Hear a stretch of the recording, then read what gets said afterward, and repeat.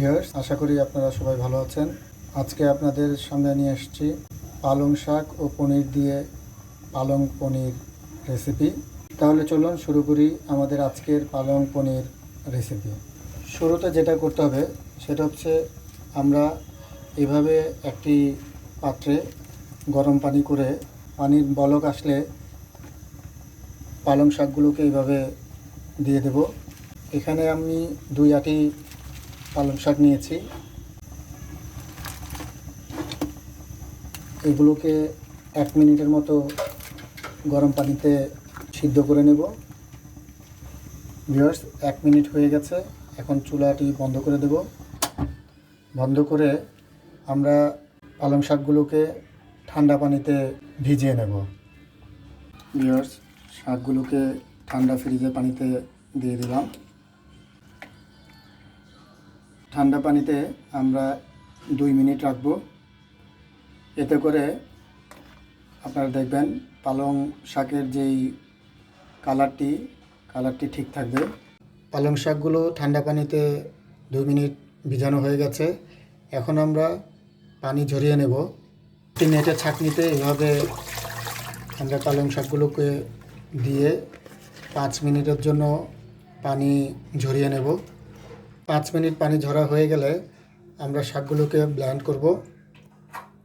Viewers, পানি ঝরা হয়ে গেছে। এখন আমরা শাকগুলোকে ব্লেন্ড করব। দেখুন, দিয়ে দিয়েছি ব্লেন্ডার মেশিনে।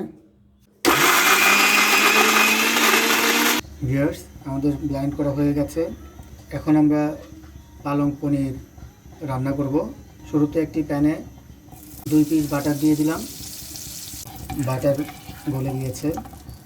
এখন আমরা এখানে দিয়ে দেব ছোট 1 চামচ জিরা, কাঁচা জিরা। জিরাগুলোকে আমরা বাটারে ভাজবো। দিয়ে দেব 1 চামচ পেঁয়াজ কুচি।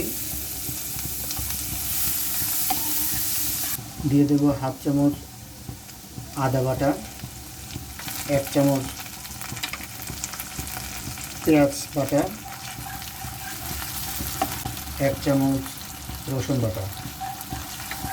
দিয়ে দেবো 3টি কাঁচামরিচ।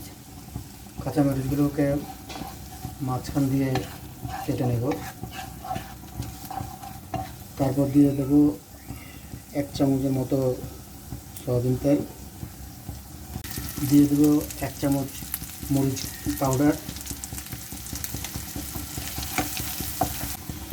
1/2 চামচ জিরা গুঁড়া।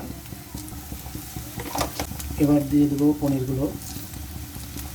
আমরা বাজার থেকে পনির নিয়ে এসেছি, এগুলো ধরে কাটা ছিল।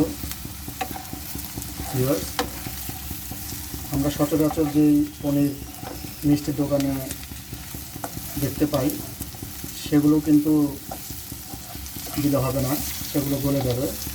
এটা রান্না করার যে পনির, সেই পনিরটি দিতে হবে। দিয়ে দিচ্ছি পরিমাণ মতো লবণ। দিয়ে দিচ্ছি সামান্য পরিমাণ পানি।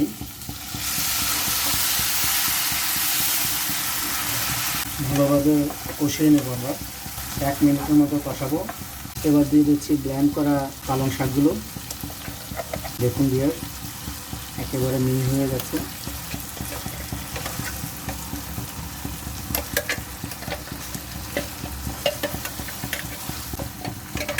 ব্লেন্ড মেশিনের জগটা একটু পানি দিয়ে এইভাবে দিয়ে দেবো। এবার 5 মিনিট আমরা রান্না করব। ভিউয়ার্স, দেখুন হয়ে গেছে আমাদের আজকের পালং পনির রেসিপি। এখন আমরা এটাকে পরিবেশন করব। দেখুন ভিউয়ার্স, হয়ে গেছে আমাদের আজকের পালং পনির রেসিপি। আশা করি খেতে অনেক সুস্বাদু হবে। ভিউয়ার্স, আমাদের আজকের এই রেসিপিটি যদি আপনাদের ভালো লেগে থাকে তাহলে আমাদের চ্যানেল রন্ধনঘর সাবস্ক্রাইব করবেন। এছাড়াও লাইক ও কমেন্টস করে আমাদের সঙ্গে থাকবেন। আজকের মতো বিদায় নিচ্ছি। আল্লাহ হাফেজ।